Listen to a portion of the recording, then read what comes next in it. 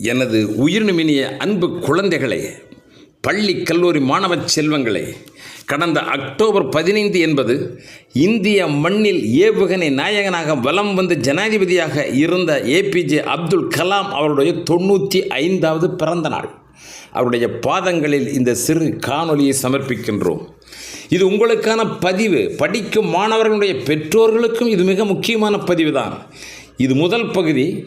இதே தொடரில் மேலும் சில பகுதிகள் தொடர்ந்து வரும் நினைவில் நிறுத்த வேண்டுகிறோம். உண்பதும் உறங்குவதுமோடு மனித வாழ்க்கை நிறைவு பெறுவதில்லை. மனித இனத்திற்கு ஆறறிவு, சிந்தனை இறைவன் வழங்கிய வரம். சிந்தித்ததை பதிவு செய்ய வேண்டும். அதில்தான் மனித இனம் வேகமாக வளர்கிறது. அடுத்த தலைமுறை அந்த பதிவுகளை படிப்பதும் புதிய சிந்தனையில் புதியவற்றை பதிவு செய்வதும் அதன் மூலம்தான் மனித குலமே முன்னேற்றமாகின்றது. அன்பார்ந்த குழந்தைகளே, உண்பதும் உறங்குவதுமாக உயிர் வாழ்வது மட்டும் போதாது, வாழ்க்கையை முழுவதுமாக வாழ வேண்டும். மேலோட்டமாக கவனிப்பது மட்டும் போதாது, உள்வாங்கி உணர வேண்டும். பார்ப்பது மட்டும் போதாது, கருத்துடன் கவனிக்க வேண்டும். படித்தால் மட்டும் போதாது, கருத்துக்களை உள்வாங்க வேண்டும். பேச்சை கேட்பது மட்டும் போதாது, வார்த்தைகளை உணர வேண்டும். ஒருமுறை பிளேஸ் பாஸ்கல் என்ற பிரெஞ்சு நாட்டு தத்துவ மேதையை ஒருவர் அணுகி ஒரு கேள்வியை கேட்கிறார். எனக்கு மட்டும் உங்களுடைய மூளை இருந்திருந்தால் நான் எவ்வளவோ பெரிய சாதனை புரிந்து சிறந்த மனிதனாக இருந்திருப்பேன் என்றார். அதற்கு திரு பாஸ்கல் சொல்லுகிறார், ஐயா, முதலில் நீங்கள் சிறந்த மனிதனாக இருங்கள். உங்களுக்கு என்னுடைய மூளை தானாகவே வந்துவிடும். பிறகு பெரிய சாதனையாளனாகலாம் என்றார். அன்பு மாணவ செல்வங்களே, உங்கள் வாழ்க்கையில் ஒவ்வொரு நிமிடமும் ஒவ்வொரு நாளும் பயன்படட்டும். சாதனையாளராக உங்கள் பெயர் சரித்திரத்தில் இடம்பெற வேண்டும். அதற்கென்ன கடின உழைப்பு தேவை. மண்ணிலே புதைந்தால்தான் விதை முளைக்கும்.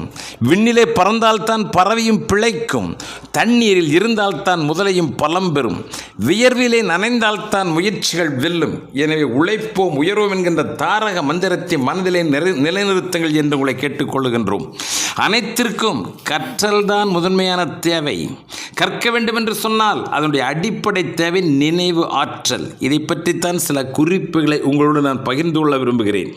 நினைவாற்றலில் பாதிப்போ பலகீனமோ இருக்குமாயின் எவ்வளவு நேரம் படித்தாலும் இமாலய உழைப்பே செலுத்தினாலும் நினைத்த லட்சியத்தை அடைய முடியாது. 30 வயது இளைஞர் ஒருவருக்கு விபத்து காரணமாக கண்கள் குருடாகியது. பார்வையை இழந்தவர் சோர்ந்து போகவில்லை. பாதிக்கப்பட்டோம் என நொந்து போய் மரண தேவனுக்கு சரணாக விரும்பவில்லை. அசையாத நம்பிக்கை துணையாக நின்றது. கண்கள் தானே வறண்டது. நினைவுகள் என்றும் பசுமையிலே பூத்து குலுங்கியது. ஓய்வறியாத உழைப்பு. தேடி தேடி கற்றவர் கரை கண்டார். தசாவதானியாக நினைவாற்றல் கலைக்கு புகழ் சேர்த்தார். ஒரே நேரத்தில் 10 திசைகளில் சிந்திக்கின்ற ஆற்றல் பெற்றிருந்தார். 10 பேர் சுற்றி நின்று சங்கிலி தொடராக கேள்விக்கணைகளை தொடர்ந்து தொடுத்து கொண்டே இருந்தாலும் வரிசை மாறாமல் பதிலுரை வழங்குகின்ற நினைவு பேராற்றலோடு நாடெங்கும் பவனி வந்தார். அவர்தான் கோவில்பட்டி ராமையா அவர்கள். தமிழகம் முழுவதும் ஏராளமான கல்விக்கூடங்களில் சாதனைகளை பதிவு செய்தவர். செல்ல குழந்தைகளே, ஒரு காலத்தில் ராமநாதபுரம் அரசவையில் பெரும் புகழ் பெற்ற கவிஞர் ஒருவர் இருந்தார். அரசனின் இதயத்தில் நீக்கமர நிறைந்திருக்கின்ற தமிழ் கடலாக பணிபுரிந்து வந்தவர். மாம்பழ கவிச்சிங்க நாவலர் என்பது அவருடைய பெயர். இவர் ஒரு மகத்தான பெரும் புலவர். நினைவாற்றில் இவருக்கு நிகராகன்றி யாருமே இல்லை. ஆனால் ஒரு பரிதாபமான நிலை என்னவென்றால் கண் பார்வை இல்லாதவர். இடையிலேயே அம்மை நோய் காரணமாக அவருக்கு 10 வயது இருக்கிற பொழுதே கண்கள் குருடாகி போனது. அதனால் என்ன, எவ்வளவு பெரிய பாடலையும் ஒரு முறை கேட்டாலே அது காது வழியாக நுழைந்து அறிவு பொதுகிலே அடைக்கலமாகிவிடும். பின்பு அந்த பாடல் அவரது மூளையில் ஒரு பதிவு செய்யப்பட்ட கேசட் போல அழியாத ஓவியமாகிவிடும். என்ன அற்புதமான ஆற்றல் பாருங்கள். பக்கத்து நாட்டில் இருந்து ஒரு புதிய கவிராயர் வருகிறார். ராமநாதபுரம் சேதுபதி அரசர் மீது 100 பாடல்களை இயற்றி ஓலைச்சுவடிகளோடு அரசன் தர்பாரிலே வந்து அமர்கிறார். தனது கவித்திறனை ஒவ்வொருவர் நெஞ்சிலும் பதிய வைக்கின்ற வாய்ப்பு கிடைத்திருக்கிறது. தம் ஆற்றலுக்கு நிகராக இச்சபையிலே யார் இருக்கப் போகிறார்கள் என்று தலையணத்தோடு ஒரு முறை அரங்கம் முழுவதையும் நோட்டமிடுகின்றார். சேதுபதி அரசர் சிம்மாசனத்தில் கம்பீரமாக அமர்ந்திருக்க வலதுபுறம் வரிசையிலே முதல் நாற்காலியில் மாம்பழ கவிச்சிங்க நாவலரும் அமர்ந்திருக்கிறார். கண்ணில்லாத குருடர். அந்த நாவலரை பார்த்தவுடனே புதிய கவிராயருக்கு இது ஒரு களங்கம் என்று கருதி அரசரையும் நாவலரையும் மாறி மாறி பார்க்கிறார். குறிப்பாலும் உணர்த்துகிறார். அரசவை கொலு மண்டபத்திற்குள்ளாக சிறப்பு நிகழ்ச்சிகள் நடக்கிற பொழுது பார்வையற்றவர்கள் கூடாது என்பது அன்றைய காலத்து பழக்கம். அதை மனந்திறந்து பேசியும் விட்டார். அரசே, இவரது இருப்பு அமங்கலமானதல்லவா என்று புதிய கவிராயர் கூற, இல்லவே இல்லை, மங்களகரமானதுதான், தவறெதுமில்லை, நீங்கள் உங்கள் பாடலை கூறுங்கள் என்று அரசர் உரைத்தார். புதிய கவிராயர் தனது பாடல்களை இசையோடு மெருகேற்றி பாடவும் அதன் பொருள்களையெல்லாம் விளக்கி கூறவும் பெருமையோடு நிறைவு செய்தார். தன் பாடலை கேட்டு மகிழ்வுற்ற மன்னர் தனக்கென பரிசுகளை அறிவிக்கப் போகிறார் என்று நெஞ்சை நிமிர்த்தி பார்வையை உயர்த்தி மன்னரின் உதடுகளையே உற்று நோக்கி கொண்டிருந்தார். அரசே, இவர் இங்கு பாடிய பாடல்கள் அனைத்தையும் எழுதியவன் நானாயிற்றே. இந்த கவிராயருக்கு எப்படி எனது பாடல்கள் கிடைக்கப்பெற்றது? ஏதோ தவறு நடந்துவிட்டது, விசாரிக்கப்பட வேண்டும் என்று ஒரு குரல் பலமாக ஒலிக்க அவையோர்கள் அனைவரும் ஆச்சரியத்தோடு யார் என்று பார்த்தார்கள். திடுக்குற்ற புதிய கவிராயரும் குரல் வந்த திசையை பார்க்க அங்கு பார்வையற்ற மாம்பழ கவிராயர் நாவலர்தான் எழுந்து நின்று கரம் கூப்பி அரசரிடம் முறையிட்டு கொண்டிருந்தார். இல்லை, அனைத்தும் நானே இயற்றியதுதான், நான் சொல்வது உண்மை, எள்ளளவும் பொய்யில்லை, என்னை நம்புங்கள் என்று பதற்றத்தோடு கவிராயர் கூச்சலிட்டார். இந்த குழப்பத்தை தீர்க்க அவையினுடைய புலமை தலைவர் ஒருவர் ஒரு யோசனையை முன்வைத்தார். புதிய கவிராயர் வாசித்த பாடல்கள் அனைத்தும் தனது என்று கூறுகிற மாம்பழ கவி நாவலரே, அவையோர் கேட்கிற கேள்விகளுக்கும் வினாக்களுக்கும் தங்களால் விடையளிக்க இயலுமா என்று கேட்க முடியும் என்று மாம்பழ கவிராயர் உறுதியாக உரைத்தார். அவை பார்வையாளர்களுக்கு அனுமதி வழங்கப்பட்டது. பல்வேறு கேள்விகள் பறந்து வந்தன. 16வது பாடல் எது? 75வது பாடலில் 8வது சீர் எது? 48வது பாடலில் 4வது வரி முதல் 8வது வரி வரை பாடலை மீண்டும் பாடிக்காட்ட முடியுமா? கவிராயரால் முறையாக பதில் கூற இயலவில்லை. மாம்பழ கவிஞர் எல்லா வினாக்களுக்கும் சரியான விடையினை நல்கினார். வந்த கவிராயனுடைய தலை தாழ்ந்தது, குரல் ஒடுங்கியது, கண்களில் நீர் சொரிந்தது. அடுத்து என்ன நடக்குமோ என்ற பதட்டம். மன்னரினுடைய செயல் என்னவாக இருக்கும் என்று வணங்கி நின்றார். மாம்பழக்கவி சிரித்து கொண்டே சொன்னார், இந்த பாடல்களை பாடியது புதிய கவிராயர் தான். அவர் பாடும் பொழுதே அனைத்து பாடல்களையும் நான் என் மனதிலே பதிவு செய்து கொண்டேன். பரிசுகள் அனைத்தும் புதிய கவிராயருக்கே உரியது.